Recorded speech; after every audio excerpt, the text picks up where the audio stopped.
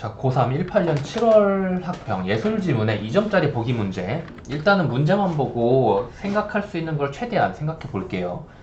보시면은 몇 가지 단서를 주고 있습니다. 첫 번째는 보기랑 윗글에 나타난 데리다의 예술에 대한 입장을 매칭을 시키세요라고 이야기를 하고 있는 거예요. 그쵸? 그리고 적절한 거 찾는 거죠. 그렇다는 말은 그러니까 평소에 이런 연습을 되든 안 되든 계속 해보세요. 시험 때 이렇게 하나라도 이런 식으로 풀리는 문제가 있을 때 실제로 풀 수 있게 되면은 엄청나게 큰 도움이 됩니다. 막상 이제 닥치면은 선지 하나하나 판별을 하는데 조금 치중하게 되겠지만은 연습할 때는 꼭 이런 식으로 한번 생각을 해봐요. 제가 지금부터 하는 식으로. 자, 이것도 문제 옆에다가 쓰세요. 1번 발문 확실히 읽기. 여기에서 의도하고 있는 바를 찾으셔야 돼요. 지금 보기랑 데리다의 예술에 대한 입장을 매칭시키고 적절한 거 찾는다 그랬어요. 두 포인트가 있습니다. 적절한 거 찾는다는 말은 결국은 그거예요. 일단 보기에 3번에서 이야기를 해줄게요. 보기의 핵심 포인트. 이건 보기만 보고 정리를 할 수 있어야 돼요. 안 되는 녀석도 분명히 있습니다. 하지만 할 수 있는 경우가 더 많아요. 그리고 3번. 이게 제일 중요한데, 이제 선지를 판별하는 건데, 어폐가 없어 보이는 놈을 찾아야 됩니다.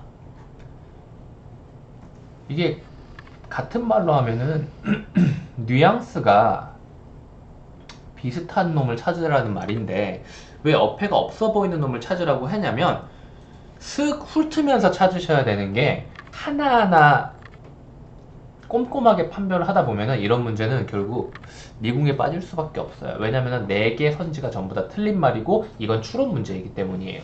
추론하라고 직접적으로 말을 했으니까 추론 문제라고 생각을 해야 된단 말이야. 그런데 틀린 말까지 우리가 전부 다 추론해가지고 이런 게 틀렸구나라고 판별할 수 있는 그 시간이 안 돼. 시간도 안 되고 머리도 아프단 말이야. 그래서 쓱 보면서 안 틀린 것 같은데? 라고 느껴지는 녀석. 다른 말로는 보기에서 말하는 거랑 뉘앙스가 비슷한 것 같은데? 라고 느껴지는 녀석을 찾아야 된다는 거예요. 그러면 일단 이걸 정리를 해볼까요? 보기를. 일단 데리다의 예술에 대한 입장을 이야기했는데 여기는 데리다의 언어에 대한 입장을 이야기를 하고 있죠. 예술에 대한 입장과 언어에 대한 입장을 매칭시켜줘야 될 겁니다. 언어의 의미가 다른 개념과의 대비, 즉 교차 속에서 생성된다고 생각했다. 이 의미가 다른 개념과의 대비, 즉 교차 속에서 생성된다라고 생각했습니다. 그리고 한 언어 체계가 숲이고 나무라면 단어의 의미는 서로 다른 모양의 나무를 비교함으로써 드러나는 것이다. 여기까지가 바로 교차. 교차에서 언어의 의미가 생성된다는 것을 말해주고 있는 거고요. 하지만 그 의미 또한 수많은 대안적 의미 속에서 순간적으로 선택된 거래요. 수많은 것 중에서 순간적으로. 그렇다는 말은 그 다음번에는 그렇게 안 될 수 있겠죠. 그 결과 서로 다른 의미의 차이로 인해 이건 여기까지 이건 무슨 말인지 명확하게 모르겠지만 아무튼 간에 하고 싶은 말은 이러한 차이들, 순간적인 선택, 수많은 대안 이런 것들로 인해 언어의 고정불변한 의미를 찾아내는 것은 불가능하다고 보았다. 밑줄 친 바로 이 세 부분이 포인트인 겁니다. 그리고 봐봐요. 여기다 좀 써볼게요.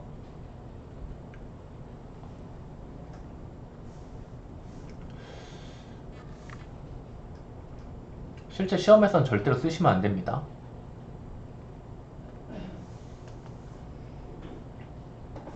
교차로 인해 언어의 의미가 생성이 되는데 이 속에는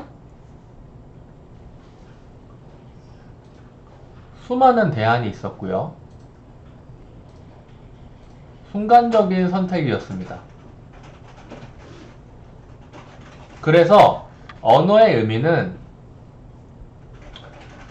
요 이유로 인해 고정 불변한 의미는 찾는 것은 불가능하다. 있을 수도 있겠지만 찾는 것은 불가능하대요. 그런데 이 고정 불변한 엄청난 의미, 요걸 우리는 뭐라고 말할까요? 선지에 되게 많이 나왔어. 이 문제, 이 단어가. 이게 바로 진리예요. 그쵸? 그러면 이제 요거를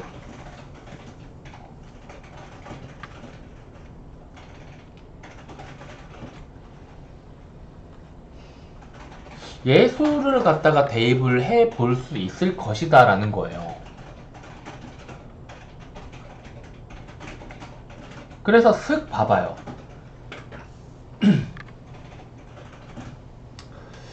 어폐가 없어 보이는 놈이 누굴까요? 바로 보이는데? 일단 1번 어폐가 없어 보입니다. 그쵸? 그쵸? 2번 예술작품이 진리가 드러난다? 고정불변한 의미가 진리인데 이게 드러난다? 글쎄요. 3번 예술가들의 관계 속에서 예술가들의 관계랑 예술들의 관계랑 예술작품들의 관계 이 둘을 좀 구분지어줘야 될 필요가 있지 않을까? 이것도 애매해. 4번 언어의 의미가 서로 다른 의미의 차이로 인해 드러나는 것처럼 다양한 시각을 통해 예술작품의 진리는 확정된다. 예술작품의 진리가 확정된다? 이것도 좀 이상하지 않니? 그쵸? 왜냐면 지금 이 순간적인 선택이라는 이야기를 빼먹었잖아. 이 4번에서는. 그래서 고정불변한 의미, 즉 진리를 찾아내는 것은 불가능하다고 본 데 비해서 보기에서는 선지에서는 진리가 확정된다고 이야기를 했죠. 5번 언어의 의미가 수많은 대안적 의미 속에서 순간적으로 선택된 것처럼 예술작품의 진리 또한 예술작품 속에 반영된 다양한 현실을 선택적으로 모사. 그러니까 예술작품의 진리, 이것도 지금 예술작품의 진리가 어떻게 보면 드러난다라고 보았을 수 있죠. 예술작품 속에 반영된 현실을 선택적으로. 이건 뭔가 설명하기 애매하지만은 뭔가 맞는 말이라고 하기에는 좀 뭔가 이상한 느낌이 들지 않니? 딱 요 정도예요. 딱 요 정도입니다. 그러면은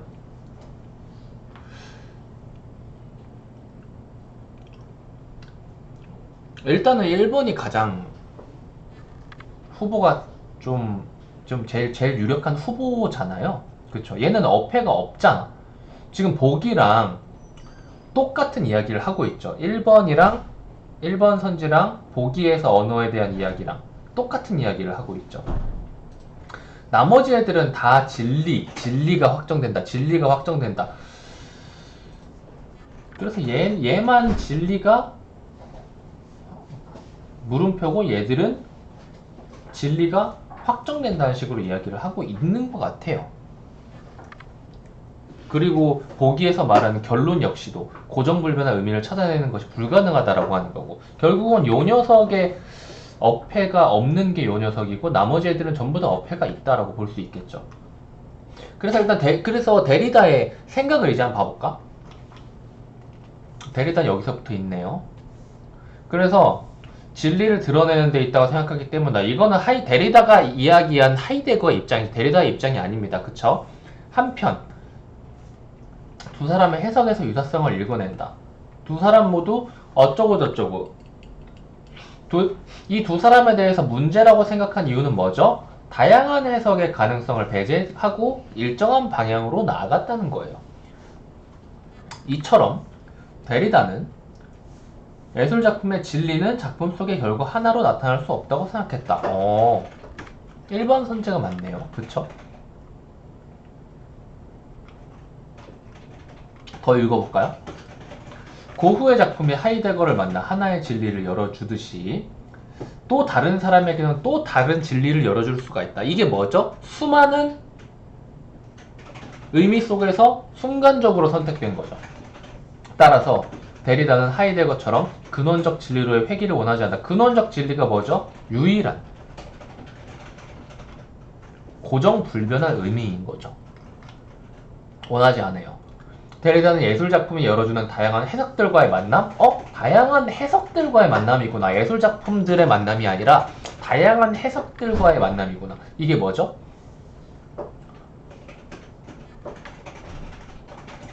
이게 바로 이 교차의 과정이 아닐까요? 그쵸? 그리고 새로운 세계를 바라보는 다양한 시각들을 생성해내는 예술작품의 끊임없는 미적 창조력. 이것이 바로, 그러니까 결국은 예술에 대해서 똑같이 이렇게 봤다 이거예요, 데리다는. 그리고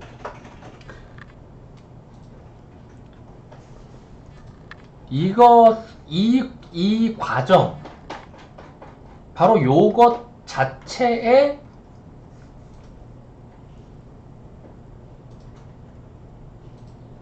예술작품의 진리가 놓여있다. 좀 웃기죠. 이제 보면 좀 알 것 같은데 여기서 말하는 의미는 좀 그거예요. 고정불변한 진리를 찾을 수 없는 것이 바로 예술작품의 진리다라고 이야기를 하고 있는 거야. 결국 앞선 세대에서 예술작품의 해석을 딱 정해놓고 이것이 진리다라고 말한 것을 비판하고 그것을 그거를 초월한 것이 바로 진리다라고. 그러니까 특정한 특정한 결과를 딱 정해놓은 게 아니에요. 열려있는 이 상태 자체가 진리라고 이야기를 하는 거죠. 그렇다면 이것은 고정불변한 의미라고 볼 수는 없죠. 진리라고 볼 수는 없는 거죠. 제가 여기에서 이렇게 진리라고 표현해가지고 이렇게 헷갈릴 수도 있겠지만 이런 식으로 생각해야 됩니다.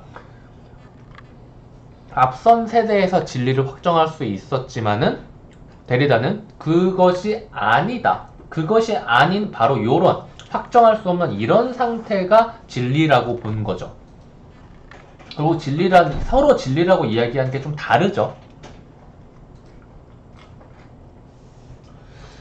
그렇게 해서 풀어봤습니다. 그래서 진리가 확정된다라는 말을 하고 있는 것은 전부 다 틀린 말이죠. 이렇게 오래 봤는데 결국 좀 비슷해요. 2점짜리 보기 문제고 적절한 거 찾는 문제는 일단 처음에 접근을 어떻게 하냐에 따라서 답이 바로 나올 수도 있고 아니면은 선제 하나하나를